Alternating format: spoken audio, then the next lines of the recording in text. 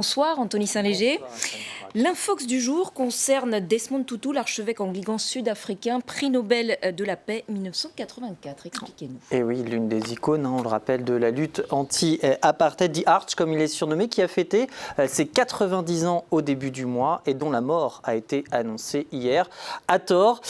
Cette information, par exemple, elle s'est répandue comme une traînée de poudre via ce type de publication qui n'est pas à l'origine de l'infox. On y reviendra, mais cette publication Facebook, elle a été vue plus de 37 000 fois en seulement une journée. Très vite donc, beaucoup d'hommages sur la toile. En voici un exemple. Et face à la panique provoquée, eh bien, les démentis sont tombés en cascade. D'abord celui de la fondation éponyme qui dénonce, on le voit, quelque chose de faux, d'irresponsable et de malicieux et assure donc que Desmond Tutu est bien en vie et qu'il va bien. Et démenti également du diocèse de Johannesburg via son site internet, déplorant ce mensonge puisque l'annonce de la mort citait effectivement comme source l'évêque de Johannesburg, le révérend Steve Moréo. Alors ce type d'infox n'est pas inédit. D'où provient cet infox? Eh bien, tout est parti de ce compte Twitter Info au nom de Steve Moréo, justement.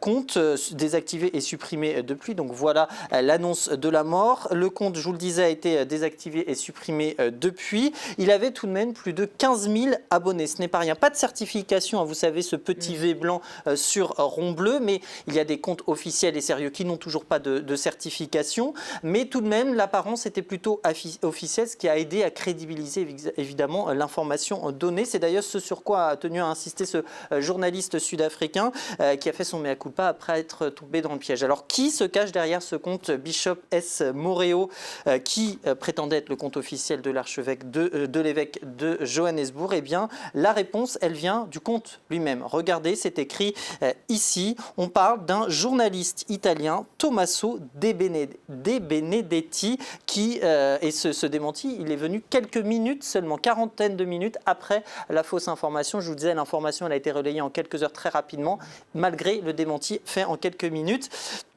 Un nom est mentionné, donc c'est celui-ci. Lui, c'est qui? Eh bien, c'est l'homme qui tue par tweet. Pourquoi? Parce que cet internaute qui se prétend journaliste, en tout cas qui se présente comme tel, n'en est pas à son coup d'essai. Loin de là, c'est le spécialiste de ce type d'infox. C'est lui, depuis 10 ans environ, il crée régulièrement des faux comptes pour annoncer la mort de personnalités sur Twitter. Celle du président syrien Bachar el-Assad, c'est lui. Celle du réalisateur Costa Gavras en 2018, c'est lui aussi. Plusieurs médias avaient relayé l'information, dont France 24, il faut savoir balayer devant sa porte.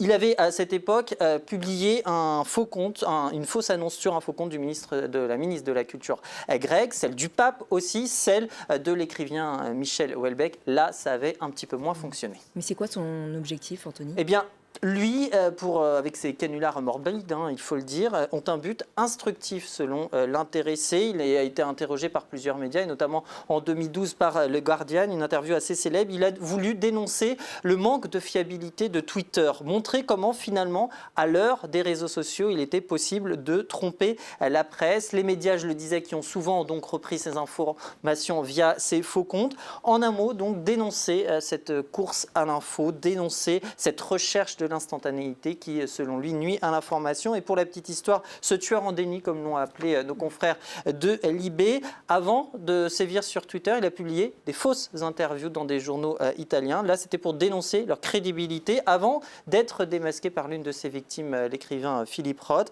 avant donc d'utiliser Twitter comme son nouveau terrain de jeu. Une question pour terminer, comment le faux compte annonçant la mort de Desmond Tutu a pu avoir 15 000 abonnés? Eh bien, l'hypothèse la plus probable, c'est qu'il a acheté ses followers sur Twitter, car c'est possible pour quelques centaines d'euros. Merci beaucoup Anthony Saint-Léger pour cette chronique Info Intox, à retrouver également bien sûr sur notre site internet france24.com et notre compte Twitter.